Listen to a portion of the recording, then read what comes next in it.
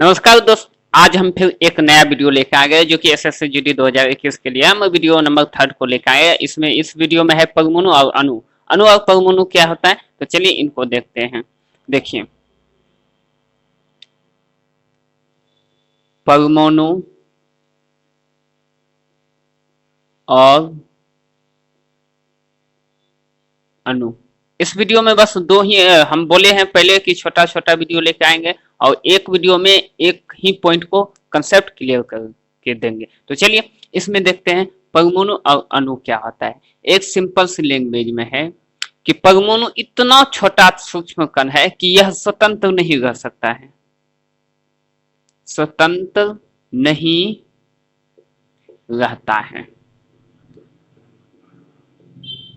Clear है, परमाणु स्वतंत्र नहीं रहता है, ठीक। और अणु क्या होता है, जस्ट इसका ऑपोजिट कि यह स्वतंत्र रहता है, स्वतंत्र रहता है। क्लियर, इसका हम लैंग्वेज यदि डेफिनेशन बनाएंगे तो यह पता चलेगा कि पदार्थ का सूक्ष्म कण, पदार्थ का वह सूक्ष्म कण जो स्वतंत्र अवस्था में नहीं रह सकते। रासायनिक अभिक्रिया में जब भाग लेते हैं पदार्थ तो वहां स्वतंत्र अवस्था में परमाणु नहीं रह सकता है, किसी न किसी के माध्यम में रहता है। तो ही बोलेंगे जो जब कोई पदार्थ का वह छोटा से छोटा सूक्ष्मतम कण जो स्वतंत्र अवस्था में नहीं रह सके उसे क्या कहते हैं, परमाणु कहते हैं। इसका इंग्लिश एटम होता है, ठीक। और अणु क्या कहते हैं, और पदार्थ का छोटा से छोटा भाग, परमाणु से थोड़ा बड़ा लेकिन पदार्थ का छोटा से छोटा भाग जो स्वतंत्र, सिर्फ स्वतंत्र रह सकता है, उसे क्या कहते हैं, अणु। अणु का इंग्लिश मोलिकुलर होता है। तो चलिए इसका डिफिनेशन लेके आते हैं।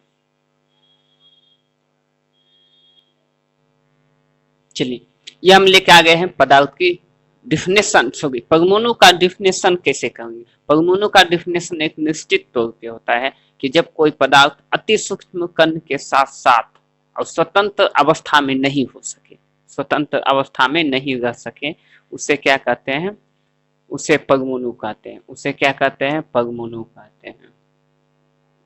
एटॉम, उसे परमाणु कहते हैं। यह परमाणु का आपका डिफिनेशन था। अब पढ़ाएंगे क्या परमाणु का सिद्धांत क्या होता है। इससे पहले परमाणु सिद्धांत से पहले हम अणु को समझ लेते हैं। अणु क्या होता है, जस्ट इसका ऑपोजिट होता है। वह भी सूक्ष्म कण है, अति सूक्ष्म कण है, लेकिन इनसे थोड़ा सा बड़ा है जो कि वह स्वतंत्र अवस्था में रह सकता है। बस परमाणु और अणु में इतना ही अंतर है कि परमाणु स्वतंत्र अवस्था में नहीं रह सकता है और अणु स्वतंत्र अवस्था में रह सकता है। तो चलिए तो अणु का डिफिनेशन डिनोट करते हैं। चलिए तो अणु का भी डिफिनेशन लेके हम आ गए हैं। अणु का वही डिफिनेशन होता है जब पदार्थ का छोटा से छोटा भाग जो अति सूक्ष्म के साथ साथ स्वतंत्र अवस्था में भी हो सकता है या हो सके, उन्हें क्या कहते हैं, मोलिकुलर, मतलब अणु कहते हैं। देखिए वही चीज हम भी लिखे हैं, पदार्थ का छोटा से छोटा भाग जो अति सूक्ष्म के साथ साथ स्वतंत्र अवस्था में भी रह सके, उसे क्या कहते हैं, अणु कहते हैं। अणु परमाणु आपका क्लियर है। अब पढ़ना है परमाणु का सिद्धांत किसने दिया था, परमाणु को खोजा किसने था।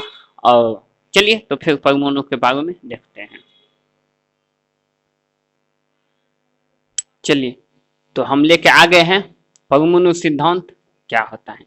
परमाणु सिद्धांत, परमाणु का खोज सबसे पहले जॉन डाल्टन ने किया थे 1803 ईस्वी में। किसने किए थे, जॉन डाल्टन ने 1803 ईस्वी में परमाणु को खोज किया था। और उसने कहा था कि परमाणु अविभाज्य है, परमाणु इतना छोटा है ताकि परमाणु से और छोटा कोई पदार्थ नहीं हो सकता है। तो यह किसने कहा था, सर जॉन डाल्टन ने कहा था। कब, 1803 ईस्वी में। तो और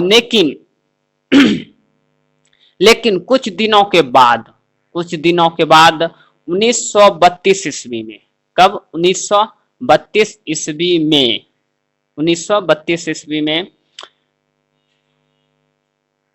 1932 ईस्वी में कुछ वैज्ञानिकों ने बताया कि परमाणु विभाज्य है, जो कि 3 भागों में बांटा गया है और तीनों भाग है इलेक्ट्रॉन, प्रोटॉन और न्यूट्रॉन। तो चलिए इसका सिद्धांत को डिनोट करते हैं कि किसने दिया था यह सिद्धांत, जॉन डाल्टन ने दिया था, वो कब दिया था? 1803 ईस्वी में। चलिए, तो इसका कुछ लैंग्वेज है उसको लिख लेते हैं। तो चलिए, इसका डिफिनेशन लेके हम आ गए। वही डिफिनेशन बोले हैं कि 1803 ईस्वी में कि डाल्टन ने बताया था कि परमाणु अविभाज्य है, लेकिन परमाणु भाज्य भी है। यह दूसरों वैज्ञानिकों ने बताया था, और दूसरे वीडियो में हम बताएंगे कि इलेक्ट्रॉन, प्रोटॉन, न्यूट्रॉन क्या होता है।